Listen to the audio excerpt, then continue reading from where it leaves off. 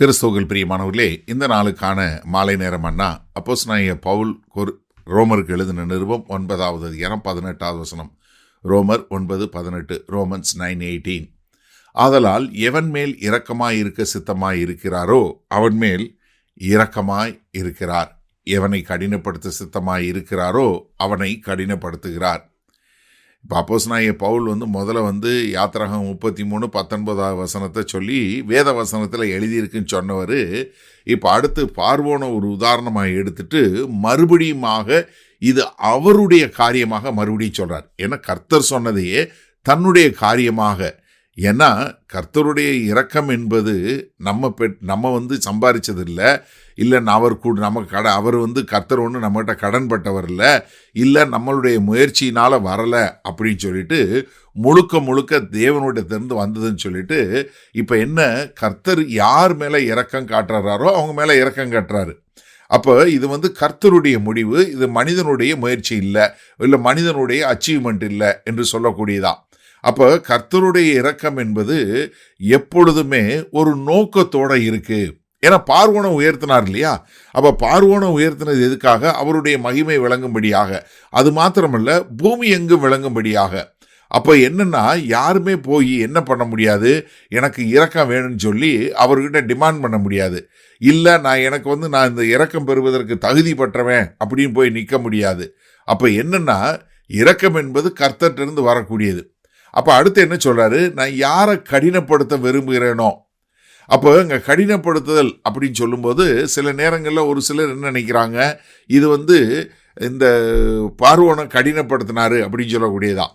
நல்லா தயவு செய்து புரிஞ்சுக்கணுங்க. பார்வோனை பதவிக்கு வச்சாரு, பார்வோன் இருதயத்தை முதல்ல கடினப்படுத்தினாரு. நீங்கள் யாத்திராகமம் 8வது அதிகாரம் 32வது வசனமாக இருக்கட்டும், இல்லை 9வது அதிகாரம் 34வது வசனமாக இருக்கட்டும், 7 முறை பார்த்தீங்கன்னா அந்த 10 கொள்ளை நோயில் 7 முறை முதல்ல பார்வோன் தன்னுடைய இருதயத்தை கடினப்படுத்தினார். அப்போ இங்கே கர்த்தர் இங்கே அவர் கடினப்படுத்தினது சொல்லுது அவருடைய நியாய தீர்ப்பாக இருக்குதே ஒழிய அவர் பொல்லாப்பை உருவாக்கலை. நீங்கள் நல்லா புரிஞ்சுக்கொள்ளுங்க. யார் எதை செய்ய விரும்புகிறாங்களோ, இப்போ ஒருத்தர் நான் இந்த மாதிரி கடினப்பட்டு இப்படித்தான் போவேன்னா அந்த பாதையில் போவதற்கு உதவி செய்வார். ஆனால் என்னென்னா, அதுக்காக ஒருத்தருக்கு கிருபை கொடுக்கறத ஆண்டவர் ஒரு காலம் நிறுத்தவே மாட்டார். ஏன்னா நீங்கள் நல்லா புரிஞ்சுக்கொள்ளணும், கர்த்தர் ஒரு காலமும் ஒருத்தருடைய இருதயத்திலையும் பொல்லாப்பை போடுறதில்லை. ஆனால் என்ன பண்ணுறாரு, ஒருத்தன் இந்த மாதிரி ஒரு கடினமாதையில் போகிறான், இதுதான் எனக்கு வேணும்னு சொல்லி போனால் அதில் போவதற்கு விட்டுருவார். அப்போ நீங்கள் பார்க்கும்போது நம்மளுடைய ரட்சிப்பு என்பது எங்கே பார்க்குறோம், முழுக்க நம்முடைய கிரியையினால் இல்லை, கர்த்தருடைய இரக்கத்தினால. தீத்து 3வது அதிகாரம் 5வது வசனத்தில் பார்க்குறோம். அதே மாதிரி கர்த்தர் இங்கே கடினப்படுத்தினார் அப்படின்னு சொல்லக்கூடிய காரியம், பார்வோன் தன் இருதயத்தை கடினப்படுத்தினார். அதனால என்ன பண்ணிட்டாரு, அதை தன்னுடைய மகிமை விளங்குவதற்காக உபயோகப்படுத்திட்டார். ஏன்னா நம்ம 145வது சங்கீதம் 17வது வசனத்தில் என்ன பார்க்கிறோம், கர்த்தர் தம்முடைய எல்லா கிரியையின் மேலும் நீதியுள்ளவராய் இருக்கிறார்.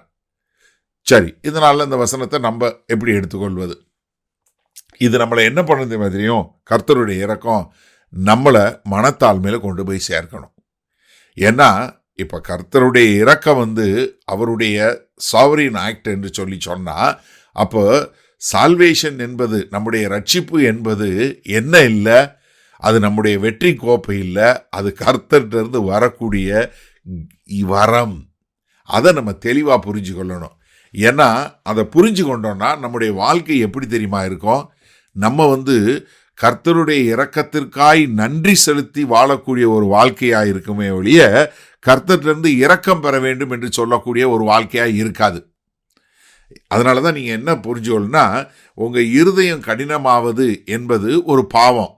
அதை நம்ம என்ன பண்ணணும் தெரியுமா, ரொம்ப சீரியஸாக எடுக்கணும். நம்ம லெகுவாக எடுத்துக்கக்கூடாது. ஏன்னா அதனால தான்